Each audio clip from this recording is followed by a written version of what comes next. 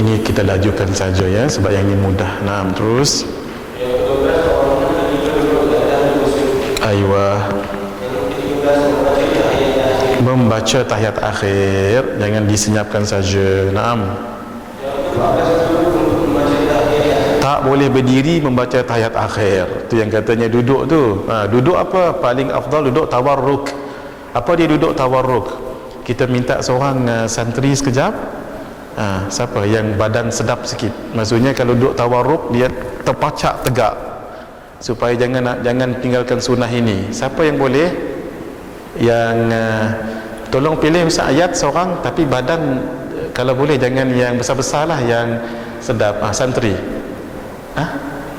Habib, sila. Siapa yang Ustaz ayat sebut tadi tu, silakan. Siapa? Ni santri ke ustaz? Santri. Santri tak apa. Khair. Fadal. Masya Allah. Amir. Santri Amir ni ingat dah ustaz. Mudah-mudahan insya-Allah. Amir kat sini duduk tahiyat akhir dalam keadaan tawarruk ya. Duduk tawarruk maksudnya berdiri kaki kanan 90 darjah. Dapat tak tu?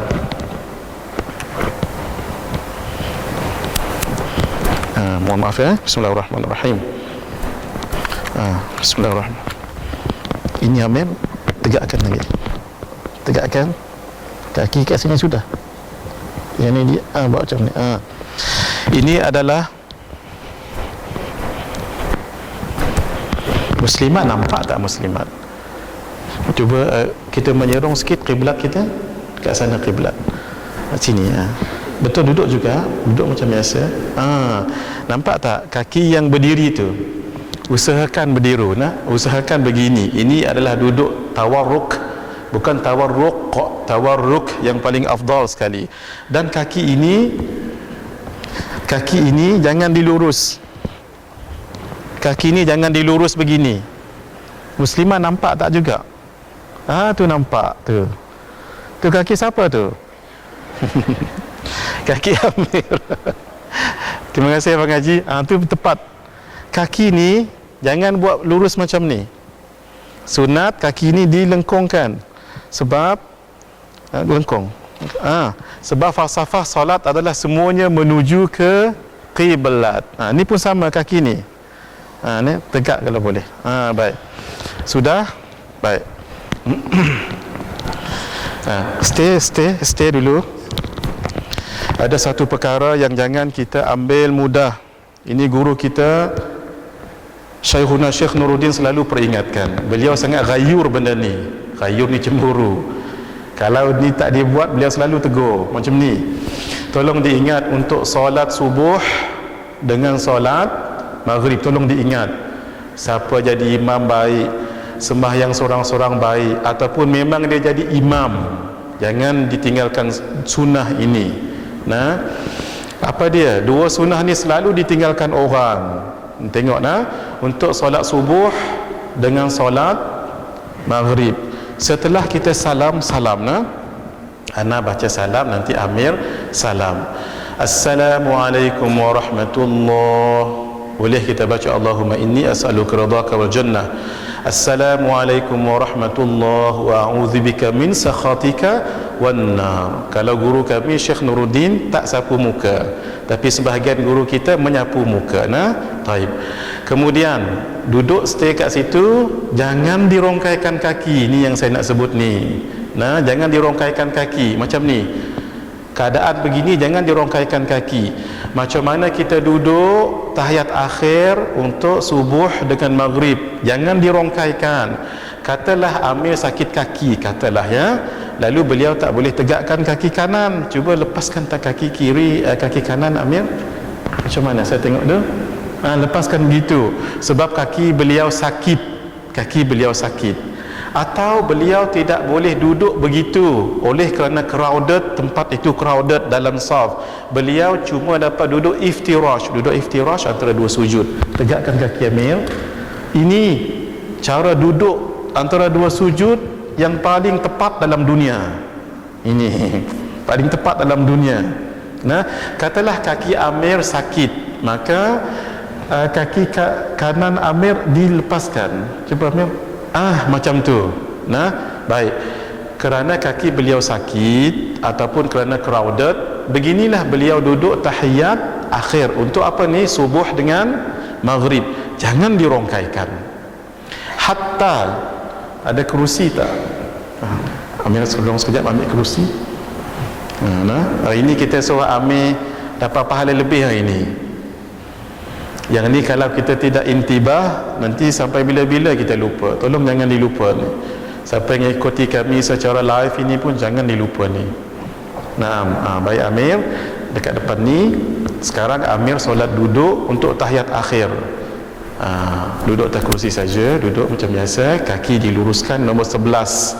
Kaki diluruskan 11, betul? 11 macam ni, jangan dibuat macam ni, V 11. Itu paling tepat ya. Baik, sudah. Bagi salam, Assalamualaikum warahmatullahi. Assalamualaikum warahmatullahi. Habis, jangan dirongkaikan kaki, stay kat situ. Sehinggalah membaca La ilaha illallah wahdahu la syarika lah, lahul mulku wa lahul hamdu yuhyi wa yumit wa huwa ala kulli syai'in qadir. Sekarang kita buat demo waktu duduk tawarruk. Alihkan kerusi dulu. Tolong diingat ini, sebarkan ini dan tolong perbetulkan. Duduk tawarruk macam tadi. Cuba mengaji, kita tengok zoom sekejap kaki beliau. Tepat, alhamdulillah. Amir, kita menyiring sikit supaya nampak muslimat. Ini paling tepat sekali. Ustaz akan baca 10 kali, lepas tu barulah Amir duduk iftirash ya. Baik. Ini solat subuh dan solat maghrib. Jadi imam baik, ataupun kita tak jadi imam tapi imami solat baik, ataupun solat seorang di rumah. Cuba saya praktikkan, saya baca daripada selepas salam. Amir dah salam tadi tu. Astaghfirullahalazim. Amir jangan tengok anak ni semayang-semayang ni Astaghfirullahalazim alladzi la ilaha illa huwal hayyul qayyum wa atubu ilaih. Boleh. Astaghfirullahalazim alladzi la ilaha illa huwal hayyul qayyum wa atubu ilaih. Boleh. Dua-dua cara bacanya boleh. Huwal hayyul qayyum wa atubu ilaih boleh. Huwal hayyul qayyum wa atubu ilaih boleh. Bacaan paling tepat huwal hayyul qayyum, itu paling tepat. Mari kita lihat kenapa. Pertama sekali yang selalu kita baca dalam orang Melayu, kita selalu baca Astaghfirullahalazim alladzi la ilaha illa huwal hayyul qayyum wa atubu ilaih. Kan mengaji selalu kita baca macam tu. Kenapa? Sebabnya ialah di dalam kaedah bahasa nahwu ini dipanggil istinaf. Istinaf maksudnya ayat baru. Ayat baru. Begini. Astaghfirullahalazim. Kalau ada whiteboard boleh saya tulis, tapi kalau tak ada tak apa mengaji. Astaghfirullahalazim satu ayat. Alladzi la ilaha illahu. Alladzina ni tak ada kena mengena dengan ayat ini. Tengok Astaghfirullahalazim, aku mohon ampun dengan Allah yang Maha Agung. Di sini ayat ni tidak ada kena mengena dengan ayat ini. Alladzi la ilaha illahu. Ayat ini ayat baru, tetapi jumlah dia dengan isim mausul. Jadi asalnya jadi dipanggil syibhu jumlah dengan mubtada, tapi syibhu jumlah. Jadi astaghfirullahalazim, habis ayat lain. Alladzi la ilaha illahu, berhenti kat situ. Al hayyul qayyum wa atubu ilaih. Sebab dia kaitan dengan ayat kedua ini, bukan ayat pertama. Jadi oleh kerana kaitan dengan ayat kedua ini namanya jumlah istinaf. Istinaf ayat baru. Sebab itu dia baca huwal jangan berhenti dekat huwa. Bacaan paling tepat Astaghfirullahalazim. Zikir munajat pun kita kadang-kadang tersilap berhenti ya. Yang paling tepat berhenti macam ni. Astaghfirullahalazim alladzi la ilaha illahu. Itu paling tepat berhentinya. Nah, Al-Hayyul Qayyum wa atubu ilaih. Kalau nak guna hayya boleh juga, tapi berhenti mesti tepat. Astaghfirullahalazim alladzi la ilaha illahu Al-Hayyul Qayyum wa atubu ilaih. Berhenti pun kena betul. Selalu kita baca sedikit kurang tepat, kita berhenti macam ni, astaghfirullahalazim alladzi la ilaha illa, kan kita berhenti situ, barulah huwal hayyu. Dia tak kena mengena. Huwal hayyu ni tak, huwa ni sepatutnya masuk kat sini, alladzi yang la tidak ilaha Tuhan yang sebenar illa melainkan apa, ayat tu tak lengkap, melainkan hu dia, barulah al-hayya yang maha hidup, al-qayyuma yang berdiri dengan sendirinya. Boleh? Betulkan tu dulu ya, betulkan tempat berhenti dulu. Astaghfirullahalazim alladzi la ilaha illahu. Jangan astaghfirullahalazim alladzi la ilaha illa huwal hayyul. Tu tempat berhenti yang salah. Baik, saya bukan cerita benda tu, saya nak cerita kenapa hayyu hayya. Hayyu tadi tu kenapa ayat baru. Astaghfirullahalazim satu ayat. Alladzila ini ayat baru, bermula dengan jumlah dengan isim mausul, dia menjadi syibhu jumlah mubtada. Alladzi la ilaha illahu al-hayyul qayyum. Sebab tu kita baca al-hayyu al-qayyum. Tolong diingat kenapa? Istinaf. Boleh? Tetapi yang paling tepat bukan begitu. Tengoklah dalam kitab-kitab Arab, paling tepat begini. Astaghfirullahalazim alladzi la ilaha illahu al-hayyul qayyum wa atubu ilaih. Kenapa al-hayya? Kerana sebenarnya yang di depan dengan yang di belakang ni satu ayat, tetapi terputus dengan ayat ini. Sepatutnya bacanya begini, astaghfirullahalazim al-hayyul qayyum, sepatutnya, tapi dia terputus dengan ayat alladzi la ilaha illahu. Jadi ini kata bahasa Arab dipanggil na'at maqtu'. Na'at maqtu'. Apa dia na'at? Sifat. Maqtu' yang terpotong.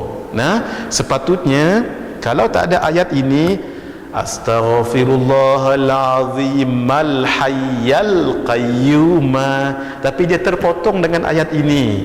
Astaghfirullahalazim satu ayat. Alladzi la ilaha illahu, ditutup ayat ini, sambung balik. Al-hayya itu adalah na'at kedua kepada Allah. Allah itu man'ut ataupun mausuf, maka al-azima itu na'at yang pertama, sifat yang pertama. Al-hayya sifat yang kedua.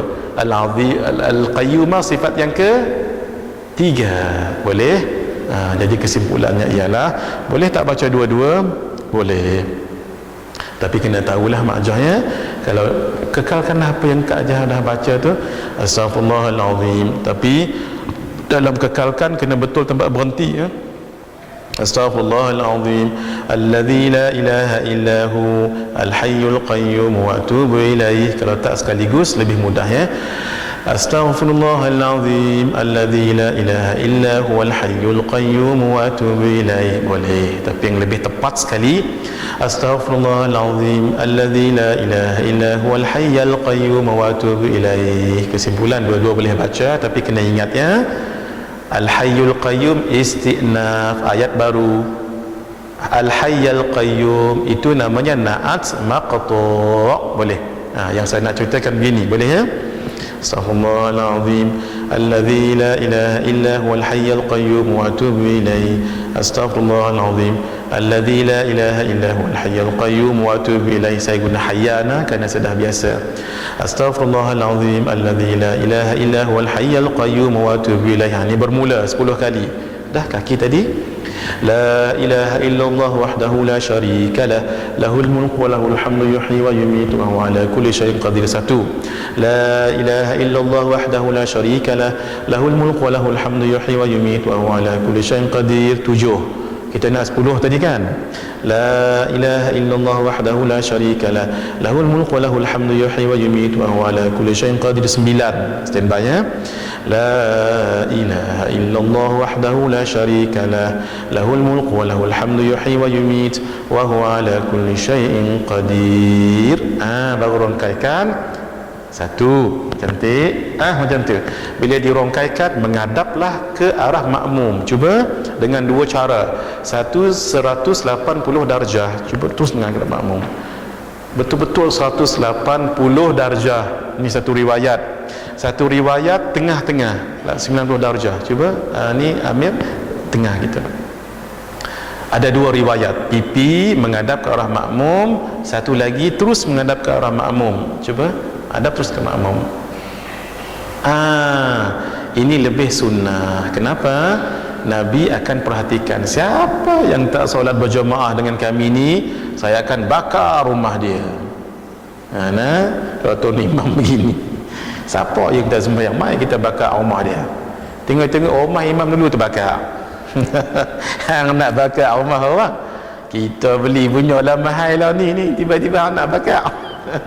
Gurau saja. Itu tujuannya Nabi buat beginilah. Baik. Tapi ada juga sebahagian imam kita dia tak begini. Cuba Amir, setengah-setengah je, 30, 90. Dua-dua boleh. Yang tak bolehnya tak buat. Boleh? Katalah yang paling selalu dibuat di Malaysia begini. Sekarang cuba kita amalkan yang lebih dekat pada sunnah, ke belakang Amir, ke menghadap makmum. Ni ingat subuh dengan ni tadi ya, subuh dengan maghrib. Ketika ini kita baca Allahumma ajirni minan nar 7 kali. Tapi sebahagian guru kita Allahumma ajirna minan nar. Yang biasa dibuat di Malaysia ni Allahumma ajirna minan nar. Kalau syekhuna Allahumma ajirni kan, Allahumma 7 kali Allahumma ajirni minan nar, Allahumma ajirni minan nar, Allahumma ajirni minan nar, Allahumma ajirni minan nar, Allahumma ajirni minan nar, Allahumma ajirni minan nar, Allahumma ajirni minan nar. Barulah lengkap. Tapi tambah lagi, nanti kita cerita lagi. Boleh? Sekarang Zuhur. Zuhur pula. Sembahyang Zuhur pula. Zuhur 3-3 je ya. Jangan hantam 10 dengan 7 pula lagi. Baik. Baik. Baik. Sekarang Zuhur ya. Astaghfirullahalazim alladzi la ilaha sudah. Astaghfirullahalazim alladzi la ilaha illa huwal hayyul qayyum wa atubu ilaih. Sebahagian ulama sebut begini bagi yang mengusap kepala ni, yang mengusap ni, cuba buat sama dengan ustaz ya. Assalamualaikum warahmatullahi, Assalamualaikum warahmatullahi. Usap. Ni untuk orang yang mengusap. Usap. Allahumma dhhab anil hamma wal hazan. Tapi ketika itu baca juga wa qulil hamdulillahilladzi lam yattakhidh walada wa lam yakul lahu syarikun fil mulk wa lam yakul lahu waliyyun minadh-dhul wa kabbirhu takbira. Antara khasiat ayat ini, insya-Allah tempat yang dibaca ayat ini tak terbakar insya-Allah.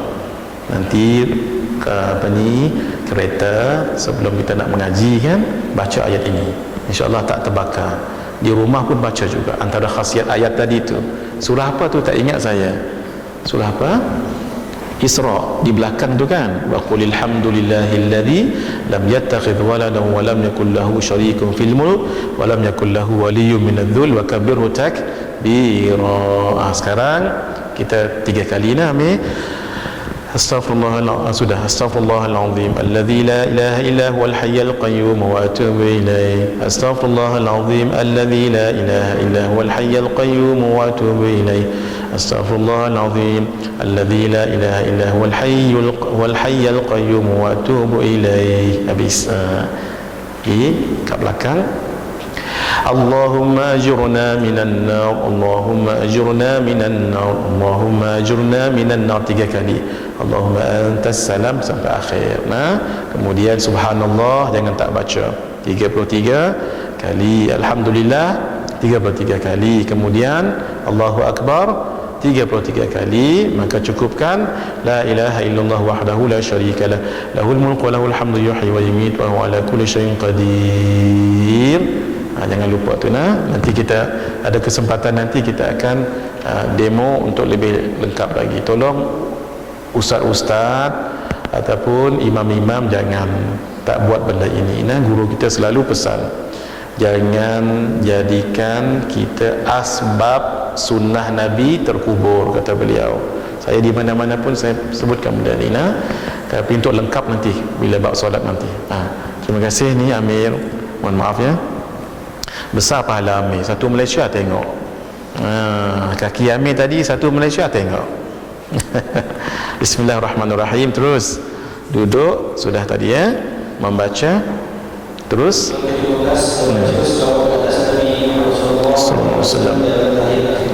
Terus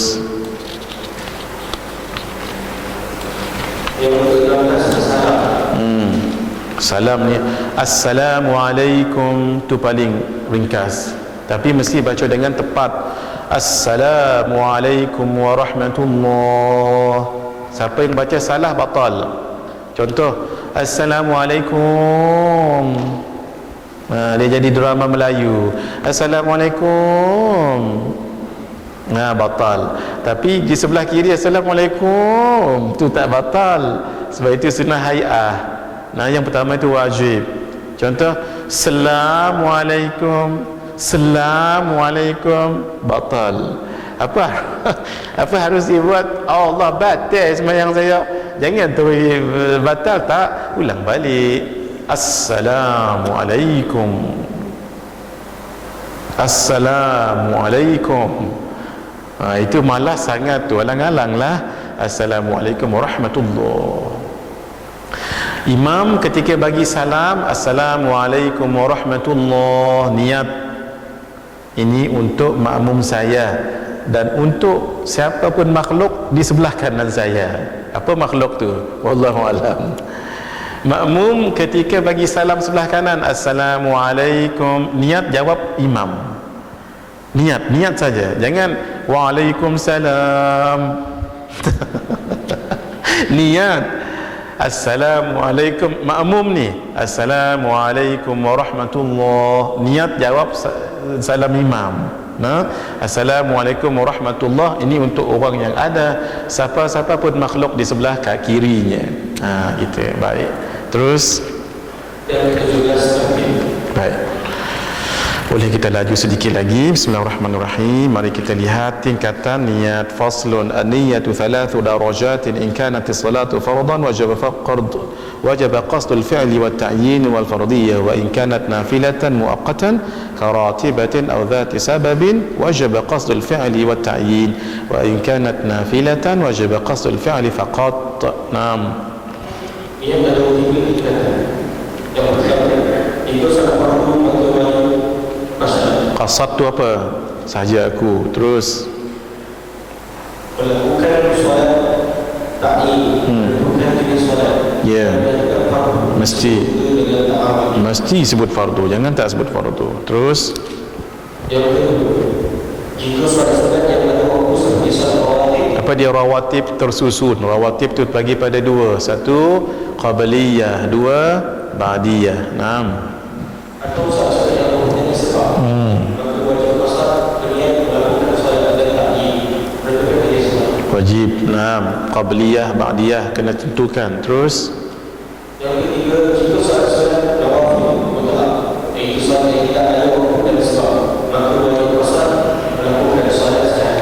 baik, mari kita lihat maksud qasad ta'arud ta'yin. Al-fi'lu usalli wa ta'yin dhuhran aw asran wal fardiyah fardan. Berbagai qasad seperti dikatakan usalli, iaitu aku solat, ta'yin melakukan jenis solat, zuhur atau asar, fardiyah ta'arud, iaitu menyatakan fardu. Kalau kita baca kitab Jawi lama, lagi pelik-pelik. Sembahyang sakit gigi, sembahyang mendirikan rumah, sembahyang cari barang hilang. Siapa yang tak mengaji fiqah, dia akan cepat melenting. Ni mana Nabi ajar ni? Tanyakan padanya. Kalau kamu sembahyang tidak ada qasad ta'arud ta'yin, apa hukum solat kamu? Tak ada pun disebut di dalam hadis. Jangan mudah-mudah. Bermakna ini ulama yang faham hadis Quran dengan hadis, lalu apa yang mereka faham tu namanya fiqh. Apa dia fiqh? Fiqh adalah al-fahmud daqiq, kefahaman yang mendalam. Cuba kalau kamu tidak ada qasad ta'arud ta'yin, batal sembahyang kamu tu. Qasad ta'arud ta'yin ada tak disebut dalam hadis? Tak ada. Karena itu jangan mudah-mudah, serahkan urusan kepada orang yang ahli, fuqaha yang tahu benda itu tu. Satu. Yang kedua, jangan mudah katakan, tengok ini kesesatan kitab-kitab fiqah, sembahyang malam Isnin, malam Selasa, Rabu, Khamis. Ini disebut oleh Imam Al-Ghazali dalam kitab Ihya Ulumuddin. Nabi tak sebut pun. Sakit gigi, cari barang hilang, tak ada pun. Hadirin, sinilah seninya fiqah. Apa dia? Ini adalah berkaitan dengan niat dan syarat-syarat niat itu tadi. Bukankah sembahyang sunat mutlak? Semua tadi termasuk sembahyang sunat mutlak. Sembahyang sunat hajat, sembahyang cari barang hilang, sembahyang hadiah, sembahyang malam Isnin, Selasa, Rabu, semua tu itu dalam kategori sembahyang sunat tatawwu' ataupun nawafil. Dalam niat wajib satu sahaja aku Allah sah. Tetapi kalau ditakyinkan sembahyang apa tu dapat sunat, situ baru kita tahu sembahyang apa tu, sembahyang hajat. Ditakyinkan walaupun dia sembahyang mutlak. Kerana itu ada buku khas tentang qasad ta'arud ta'yin ni. Kalau nak syarah di sini, ni satu buku khas. Sebab itu jangan mudah kita mengata ulama-ulama dulu, jangan. Termasuk Imam Al-Ghazali. Siapa berani komen Imam Al-Ghazali? Kan semalam kita cerita, siapa yang meringkaskan kitab Nihayatul Matlab 40 jilid tu menjadi 8 jilid, Al-Basit, kemudian Al-Wasit, kemudian Al-Wajiz, kemudian Al-Khulasah. Siapa yang syarah tu dan meringkaskan? Siapa? Imam Al-Ghazali, alim beliau, masya-Allah. Karena itu ini adalah seni dalam niat. Kenapa disebut tadi itu, kata Imam Al-Ghazali, sembahyang malam Isnin, sembahyang malam Selasa. Kalau kita tak mengaji fiqh lumat, ni mana ni Nabi tak sebut tu. Dia ikut Nabi tak sebut, mengaji dulu. Karena itu adalah kerana apa? Disunatkan mentakyinkan solat yang mutlak. Ini sedap, kalau syarah ni sedap ni, cuma tak cukup masa. Cuma saya nak bagi tahu saja yang mengaji dengan kita hari ini, jangan mudah menyalahkan para alim, ulama yang alim-alim kalau ilmu kita belum sampai lagi. Ada satu kaedah menyebut, man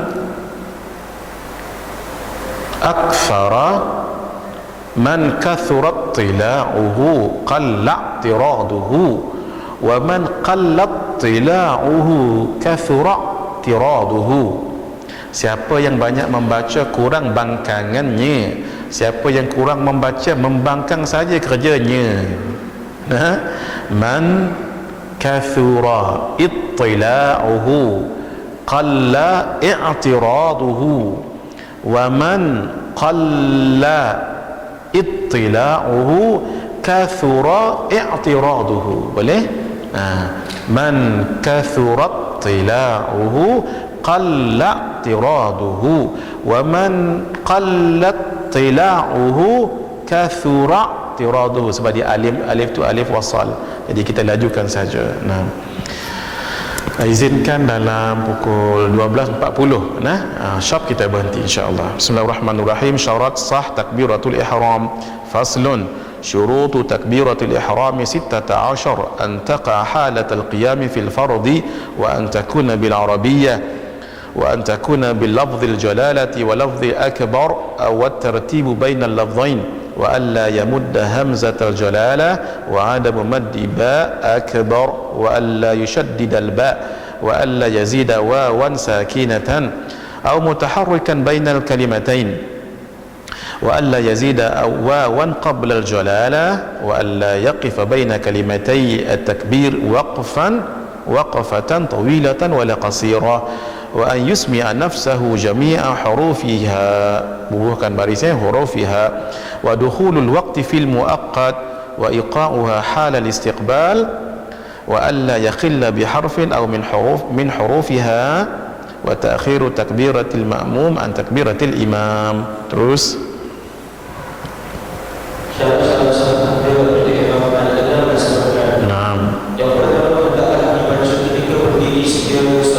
kalau dibaca ketika berlari, berjalan tak sah. Terus hendaklah dibaca dengan bahasa Arab. Hendaklah dibaca dengan lafaz Allah. Hendaklah dibaca dengan lafaz akbar. Tertib antara dua lafaz tersebut, iaitu Allah dahulu kemudian akbar. tak boleh akbar Allah, tak pernah dengar lagi lah. Terus Tidak membacakan bacaan berhuruf hamzah dalam kalimah Allah. Seperti apa? Allahu Akbar. Dia mesti Allahu Akbar, Allah yang maha besar. Itu jadi mubtada khabar. Jadi itu jadi itu maksudnya, apakah Allah maha besar? How daring you are asking God whether He is great or not. If you do it purposely and with knowledge, you just turn yourself to be disbelievers. Faham ni bahasa Kelantan ni? Ini bahasa mengantuk ni. Nah, tak boleh kita sebut apakah Allah maha besar? Walhal Allah maha besar. Anta muhadir, kamu adalah muhadir. Anta muhadir, apakah kamu muhadir? Kan tu pertanyaan tu. Hukumnya haram untuk Allah. Terus tidak membacakan bacaan berhuruf ba dalam kalimah akbar. Seperti Allahu Akbar. Kalau tengok orang Syiah semayang macam tu, cuba tengok YouTube tentang orang Syiah saya pun heran tengok mereka semayang Allahu Akbar. Batal. Kita Allahu Akbar. Terus cuba muslimat ambil perhatian sikit. 263, jika 263 bawah tu tolong diambil beratnya. Hati-hati membaca takbiratul ihram. Jika dibaca Allahu Akbar, itu jamak bagi kabara yang bermaksud gendang besar. Allah, kita nak cerita Allah maha besar, ni cerita gendang besar pula dah. Satu. Yang kedua, jika dibaca ikbar, Allahu Akbar, dan dia tahu maksudnya, ya Allah, kafir orang itu. Kenapa? Ikbar adalah nama lain bagi haid. Allahu Akbar. Orang yang mengucapkan ikbar secara sengaja boleh jadi kafir, sebab dia telah merendahkan Allah. Tolong pesan, jangan dimain-main dengan mungkin ada kawan-kawan adik-adik yang main-main kan. Tolong pesan, jangan Terus tidak membaca tasydid pada huruf ba dalam kalimah akbar. seperti apa? Allahu Akbar. Takut-takut ada orang Jawa. Memang tak apa, tapi jangan dibawa sangat dalam takbir. Allahu Akbar. Allahu Akbar. Terus Tidak menambah huruf waw sampai imani atau berbaris antara lafaz Allah dan akbar. Seperti Allahu Akbar ataupun Allahu Akbar. Jangan. Terus tidak menambah huruf waw sebelum lafaz dalalah. Seperti wallah, tak boleh, batal juga. Terus tidak berhenti ketika membaca lafaz Allah dan akbar dengan berhenti yang panjang atau pendek. Kalau yang pendek Allahu Akbar, Allahu Akbar, Allahu Akbar. Kalau panjang Allah,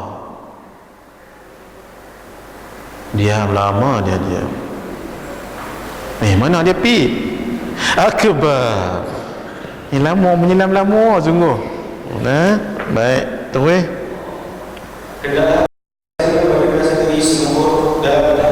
sebab itu siapa yang baca begini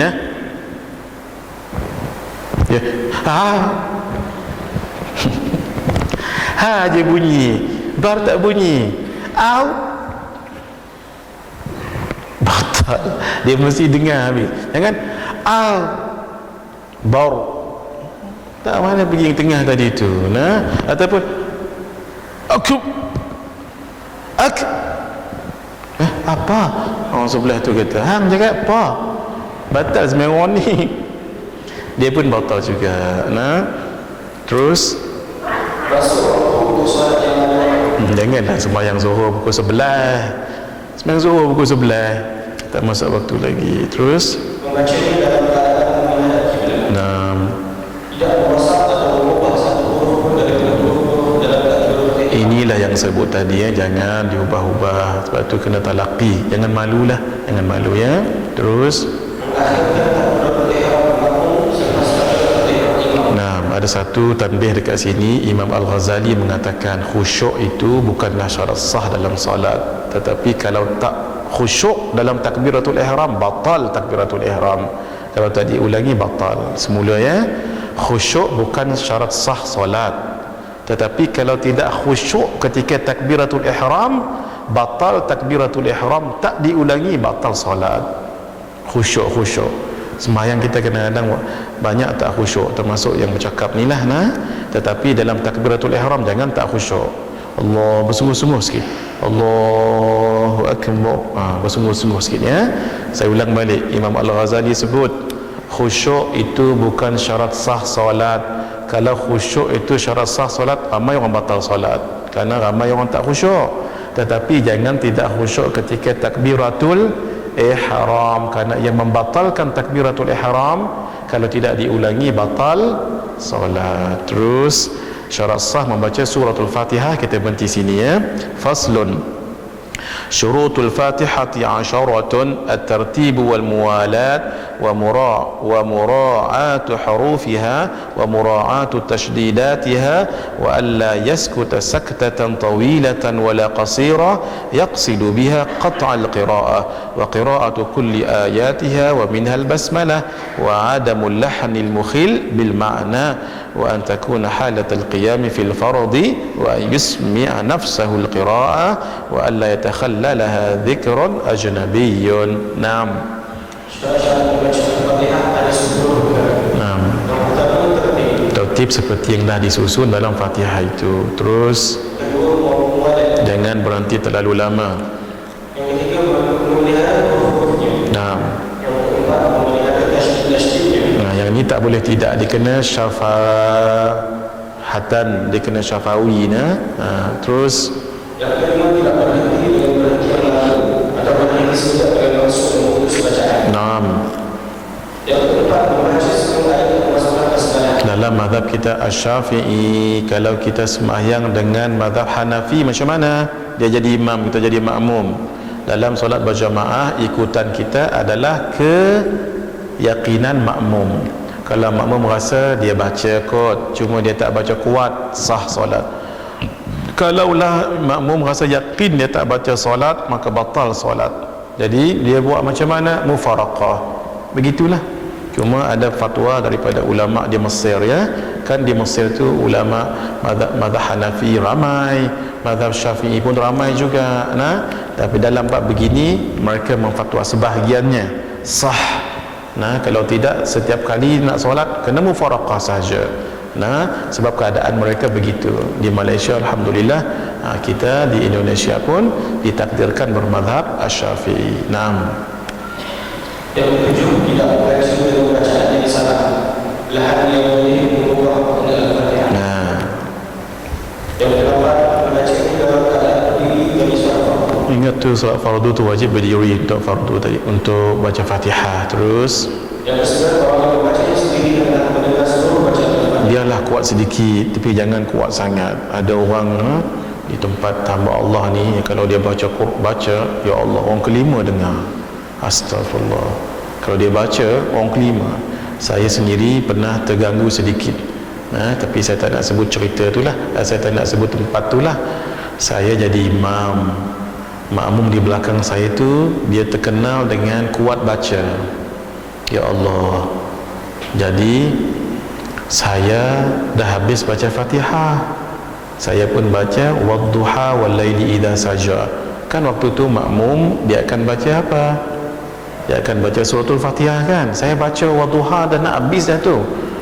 wa wajadaka dhallan fahada wa wajadaka iyyaka na'budu wa iyyaka nasta'in. Saya patah balik dibuatnya sebab yang di belakang tu dia kuat sangat suara dia. Astagfirullahaladzim. Imam yang baik apabila selepas suratul Fatihah beliau tidak terus baca surah, terutama sekali dalam solat jahar. Apa dia solat jahar? Subuh, maghrib dan isya. Ghairil maghdubi alaihim waladdallin. Ramai-ramai amin. Jangan jud, kata guru kita Syekh Nuruddin, jud dengan suara kuat. Kita kuat jud suara. Kalau hadis Nabi di Masjid Nabawi hatta tudujja, sampai bergema. Yang bergema layak masjid macam ni sebab dia ada penutup, tanah atas pun ditutup. Masjid Nabawi mana ada bertutup? Masjid Nabawi tak bertutup, dia tiang-tiang dia tak sampai menutup dinding-dinding. Mustahil bergema, tapi bergema juga kerana amin. Kita mesti gitu ghairil maghdubi alaihim waladdallin. Ramai-ramai amin. Ada satu masjid tu amin,